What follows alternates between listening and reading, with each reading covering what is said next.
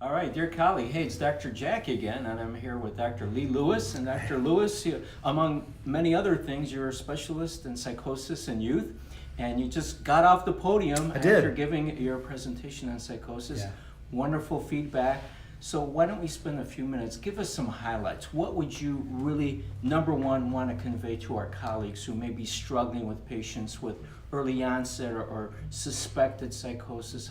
What would you tell them? Right. So there are three kind of types of psychosis that I talk about in kids, and that's what the lecture was about. The first is what I call easy psychosis. Mm-hmm. And we all hope for those cases. Mm-hmm. Most psychosis in kids is not schizophrenia. Most psychosis in kids is from other psychiatric disorders like depression, bipolar, trauma, PTSD or ASD, acute stress disorder, even medication side effects from things like stimulants, recent substance abuse in teenagers. Those things predominate. They're predominantly the new onset psychosis in kids are going to be from that realm. Not great to have that, but certainly the prognosis is Right. much better than Prognosis is schizophrenia, much of course, better.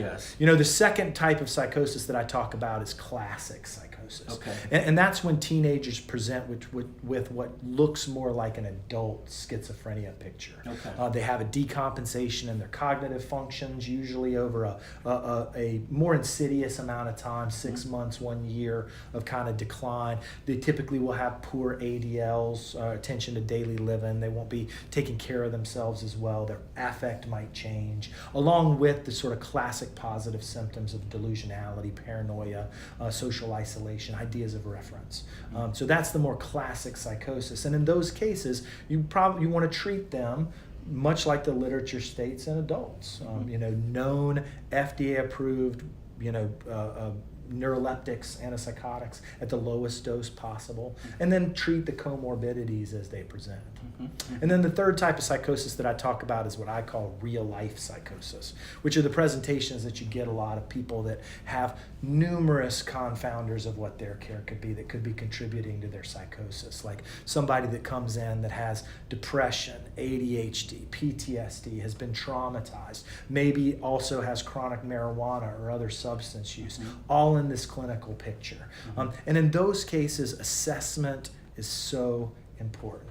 Talking to as many people that know and work and exist with this patient as possible, having an extensive amount of time to be able to talk with this patient, garner their trust, build rapport with them, try to engage the community around them to provide support, to turn this case into one that will have a better prognosis than what the clinical picture presents it as. So it sounds like the assessment could be an extended affair, and I would get from you, like, don't rush to judgment, keep an open mind, give some provisional diagnosis, and then keep gathering information. And obviously it's the right thing to do, and then you can at that point look the parents square in the eye and really kind of give them a more definitive diagnosis. Educate and work with the parents on a step-by-step basis through the process. Short-term goals, psychoeducation, long-term goals. And one thing that is very, very important is that even when the patient seems like they're better,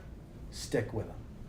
Because they're more likely to regress, they're more likely to relapse in those symptoms. So be with the patient and their family throughout the entire process of recovery, making sure they continue to get the social structure, the academic structure, and eventually the vocational structure that they need to continue striving and prevent relapse of psychosis later on in life.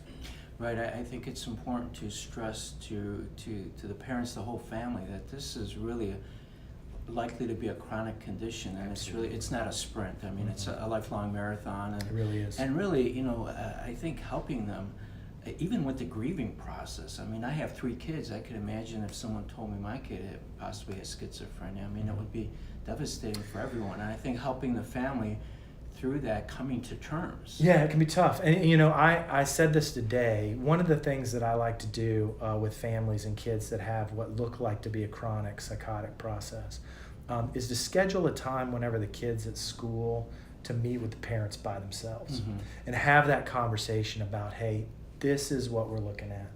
This is what long-term we should be looking at. Let's take some time right now to envision your son or daughter as an adult. What's that going to look like? How can we prepare for that starting now, as a teenager? How can we prepare for 10 years from now? What kind of support are they going to need? Vocationally, family-wise, do they need to get in a system of more support? Are they isolated? Do they need to move towards more family members that can provide help and support, or to a community that can provide that support? So it's good to take that time with the parents and encourage them to be a leader in their child's care. One question that arises in my mind, so from the time of initial contact, clinical contact, to the time of establishing perhaps a clearer, more definitive diagnosis, there's a period of time there. Right.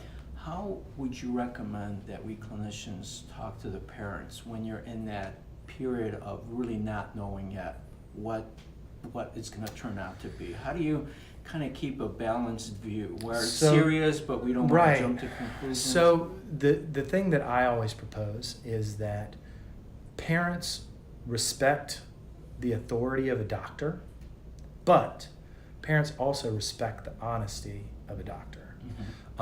And these kids that have psychosis, I find myself very frequently early on in the process with the parents saying, I don't know exactly what's going on yet. Okay.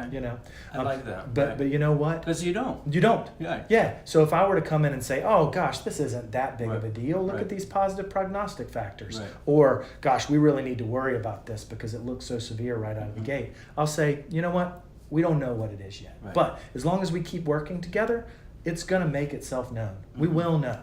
Right. But while we're learning, let's take these steps to combat symptoms. So focus on the symptoms and not the diagnosis. So what can we do right out of the gate to help out with hallucinations? What can we do to help out with delusions? What can we do to help out with the cognitive dulling? What can we do to help out to brighten the affect? What can we do to help out with social engagement? How can we get them more engaged socially with peers and with adults? Those things, rather than saying, this is schizophrenia. Right. And I would add, obviously, making sure they're safe because there's a heightened suicide risk. Or That's true. That's true. So for the lifetime prevalence of schizophrenia, it's about a 10% suicide risk. Yeah. So that's very high. So constantly looking at the safety of the patient and the family structure, increased episodes of agitation, aggression, those type of things, both self-aggression and aggression to others are definitely warning signs. Constantly looking at that and reassessing that at every visit. Also encouraging the parents to contact you if they notice a change. So I always tell the parents all the time, don't write anything off as, oh gosh, it's just a bad day. If something really pops into your mind, you're the parent, you know them better than anybody. Trust your gut. Exactly. Yes. If something pops in and they're like, oh gosh, they've never done this before. Right. Just email me, give me a call. Yeah, I like that. One last question I have.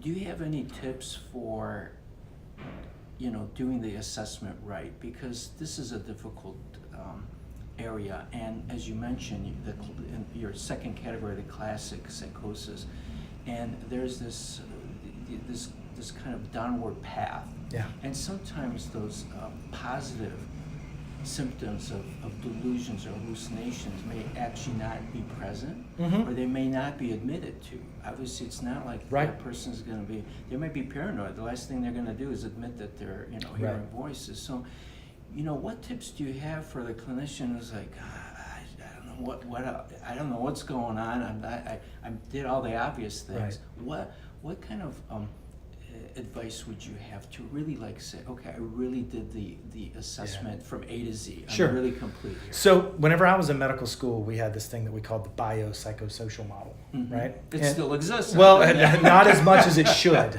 So I teach in medical schools, and the biopsychosocial is unfortunately gone by the wayside. But whenever I am addressing psychosis in particular, I lean heavily on biopsychosocial for assessment. Okay. So biological. Is there anything biological that is a clue here? Do they have neurological abnormalities? Do they have sort of a changed or altered facie that might be associated with a genetic condition? Do they have other physical symptoms, gut-related symptoms, neurological symptoms that might point you to something that might be biological? Psychological. What's their development phase? Where are they on their developmental spectrum? Are they under the age of 12 to where maybe they don't understand the world yet? Are they older than that? Making making determinations of their development based on not just information you get from them, but the benefit of treating children versus adults is most of the times they have a system around them. Mm-hmm. So don't be lazy. Talk to the parents, talk to the teachers, talk to the caregivers, talk to everybody, especially in situations like this. And then social. How are they interacting with their peers? How are they interacting with adults? How are they interacting with their teachers? How are they interacting with their families? What are the changes that have occurred over the last little while that alarmed you? And get into the minutia of that. Are there other explanations of why this could be happening in this particular child's life that's not psychosis? And if you work through all of that and you get all that information, you can make a pretty good education medical guess as to what's going on. Well, Dr. Lewis, even these few minutes with you right now have been very valuable for me, so I thank you very much. Thank you Thanks for having me. being part of this. Yeah. Thank you. Welcome to Charleston. Yes, beautiful. Love it. Thank you, doctors. We're signing off.